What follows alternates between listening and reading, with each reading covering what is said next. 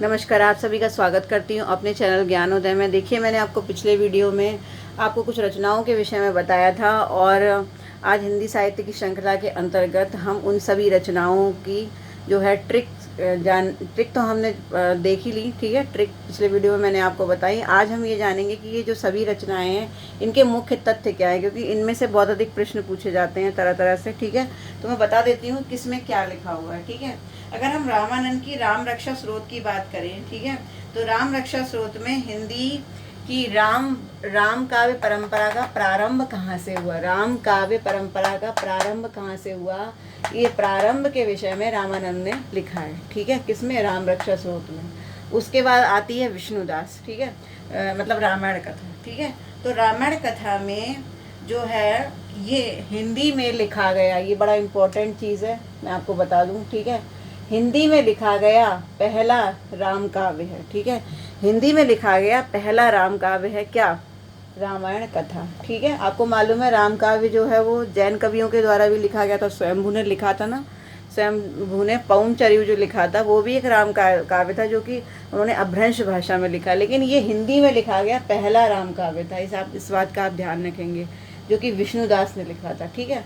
उसके बाद आती है ध्यान मंजरी। ध्यान मंजरी जो है वो अग्रदास की है और इसमें उन्होंने राम तथा उनके अन्य भाइयों के सौंदर्य का वर्णन किया है, ठीक है। इसके अलावा अयोध्या का और सरयू का वर्णन किया है, ठीक है।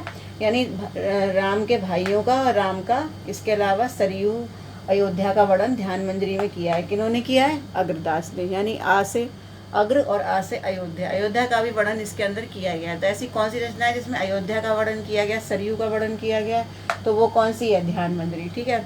उसके बाद आता है अंगद पैज, ठीक है। अंगद पैज जो है वो ईश्वरदास की लिखी हुई है और ईश्वरदास ने राम के दरबार में जो अंगद ने अपना पैर जमाया था, वो जो पूरा एक प्रकरण था पैर जमाने का, जैसा कि मैंने अभी कुछ देर पहले भी बताया था आपको, उसके विषय में, उस पूरे प्रकरण के बारे में, अंगद पैज के बारे में लिखा है किसने?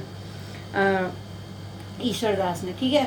और उसके बाद ईश्वरदास ने जो है लिखा है किसके बारे में? भरत मिलाप के बारे में। तो डेफिनेटली आपको भरत मिलाप पढ़कर ही समझ में आ रहा है कि भरत जब मिलने गए थे राम से वन में, उनको वापस लौटाने के लिए, तो वो जो एक मिलन था दोनों भाइयों का, उस प्रकरण का वर्णन किस में किया गया, किस काव्य में? ईश्वरदास के भरत मिलाप में, ठीक है। अब आती है तुलसीदास की राम गीतावली, ठीक है, इम्पोर्टेंट है रचना।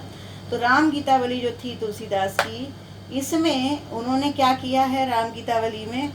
वो वास्तव में इसमें भी राम कथा का वर्णन है राम गीतावली में, लेकिन मुक्तक लिखे हैं, ठीक है। ये ध्यान रखिएगा कि मुक्तक किस रचना में लिखे गए हैं राम की कथा के लिए, ठीक है। तो राम की कथा के लिए मुक्तक जो है वो लिखे गए हैं राम गीतावली में। ये ध्यान रखिए, ये मुक्तक रचना है, ठीक है। पहली चीज, तुलसीदास की मुक्तक रचना कौन सी है? राम गीतावली, ठीक है।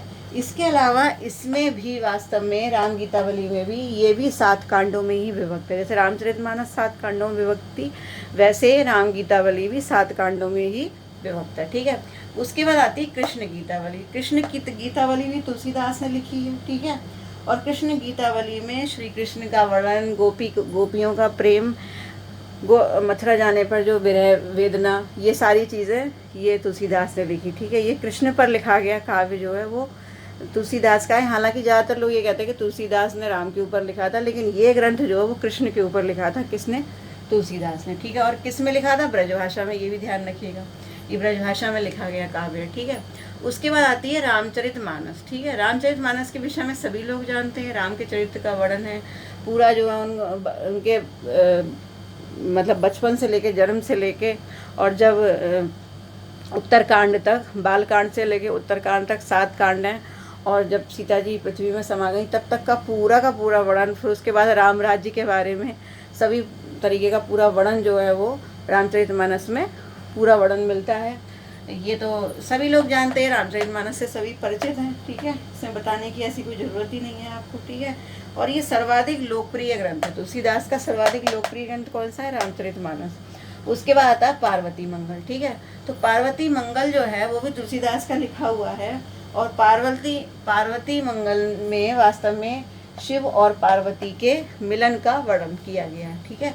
शिव और पार्वती के मिलन का वर्णन किस में किया गया है? मतलब विवाह का वर्णन किस में किया गया है? शिव और पार्वती के पार्वती मंगल में, ठीक है, शिव पार्वती के विवाह का वर्णन। जानकी मंगल में राम और जानकी के विवाह का वर्णन किया गया है, शब्दों से ही स्पष्ट हो रहा है आपको, ठीक है। इसके बाद आती है दोहावली, ठीक है। तो दोहावली जो है वो एक नीतिपरक रचना है। दोहावली क्या है? वास्तव में एक नीतिपरक रचना है और इसमें वास्तव में 22 सोरठा हैं और 573 दोहे हैं, ठीक है, ठीक है। तो 573 दोहे हैं और 22 सोरठा हैं। तो ये दोहावली ये नीतिपरक रचना है। इसमें नीति की बातें लिखी गई हैं और राम भक्ति से संबंधित जो भी नैतिक बातें जो भी हो सकती हैं वो सब तुलसीदास ने दोहावली में लिखी है, ठीक है। अब इसके बाद आता है विनय पत्रिका। देखिए मैं बोर्ड को छोड़ देती हूँ जिससे आप आसानी से इन सभी को नोट कर सकें, ठीक है। अब आती है विनय पत्रिका। विनय पत्रिका बड़ी इंपॉर्टेंट रचना है, ये भी ब्रजभाषा में लिखी हुई है और ये तुलसीदास की है, ठीक है। तो विनय पत्रिका जो थी इसमें वास्तव में जो तुलसीदास की एकांतिक अनुभूतियाँ थी, ठीक है, तुलसीदास की एकांतिक अनुभूतियाँ थी और जो वो विनय करना चाहते थे, जो वो कहना चाहते थे अपने आराध्य राम से, तो उसके विषय में लिखा है तुलसीदास ने विनय पत्रिका में। तो तुलसीदास ने विनय पत्रिका में एक विनय पूर्वक भावना का वर्णन किया है, ठीक है। और ये बड़ी भक्ति काव्य की एक बड़ी अनूठी रचना है तुलसीदास की।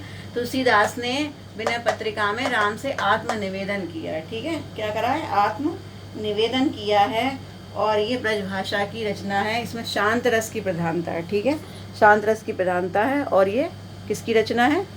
ये ब्रजभाषा की रचना है। बहुत पूछा जाता है कि जो ये है विनय पत्रिका कौन सी भाषा में लिखी गई है, तो आपको ये पता होना चाहिए किसमें लिखी गई है। ये ब्रजभाषा में, कृष्ण गीतावली किसमें लिखी गई है? ब्रजभाषा में लिखी गई है। फिर आते हैं भक्तमाल। भक्तमाल जो है वो नावादास की रचना है, ठीक है। भक्तमाल में वास्तव में नावादास ने 200 भक्तों का चरित्र वर्णन किया है, ठीक है। नावादास की जो भक्तमाल है वो वास्तव में एक भक्तों का वर्णन उसमें किया गया है, एक तरीके से वो भक्तों की एक नामावली जैसी है, ठीक है, भक्तमाल। तो 200 भक्तों का वर्णन किया है किसमें? नावादास ने भक्तमाल में, ठीक है। ये ध्यान रखिएगा कितने भक्त थे? 200 पूछे जाते हैं, ये आपको पता होना चाहिए। पूरे 200 भक्तों का वर्णन किया है नावादास ने भक्तमाल में। उसके बाद नावादास की आती है अष्टयाम, ठीक है।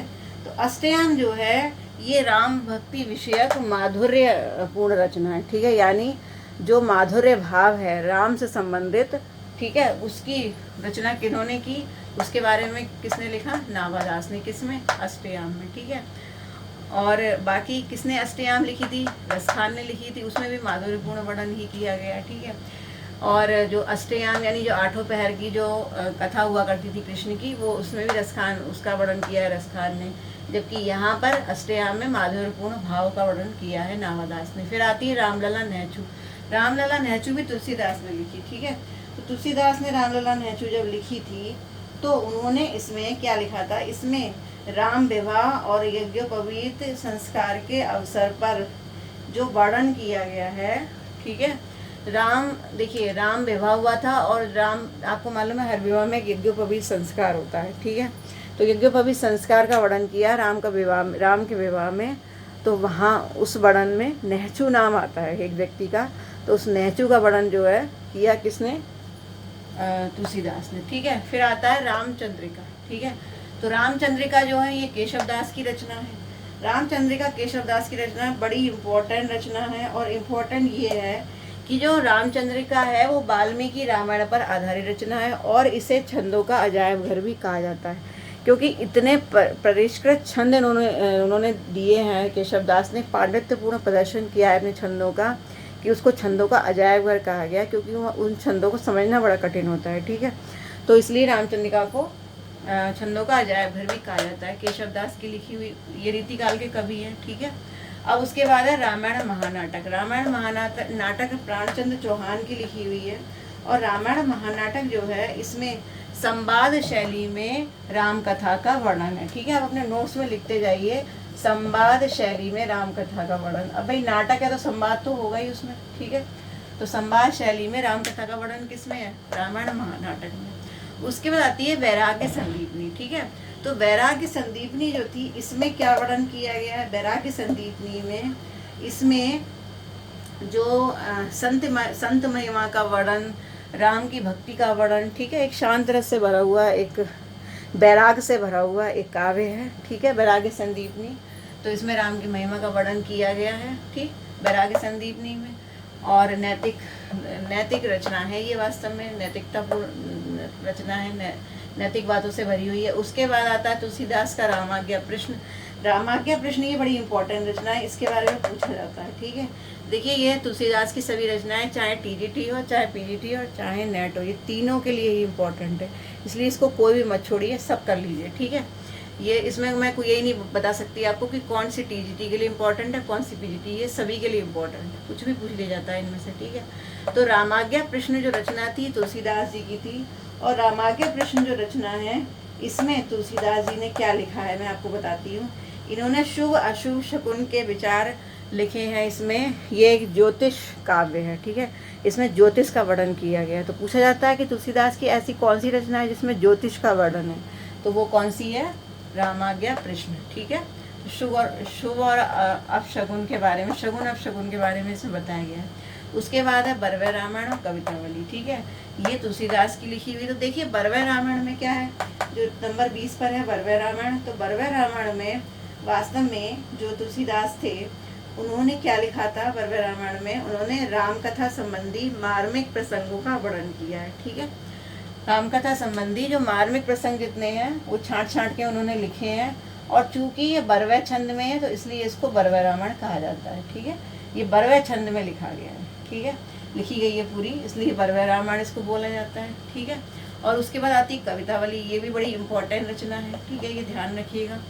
कवितावली बहुत इंपॉर्टेंट रचना है। कवितावली जो है वो कवित्त छंद में लिखी गई है। इसको कवितावली क्यों बोलते हैं, क्योंकि ये कवित्त छंद में लिखी गई है, ठीक है। कवितावली किस में लिखी गई है, कवित्त छंद में लिखी गई है।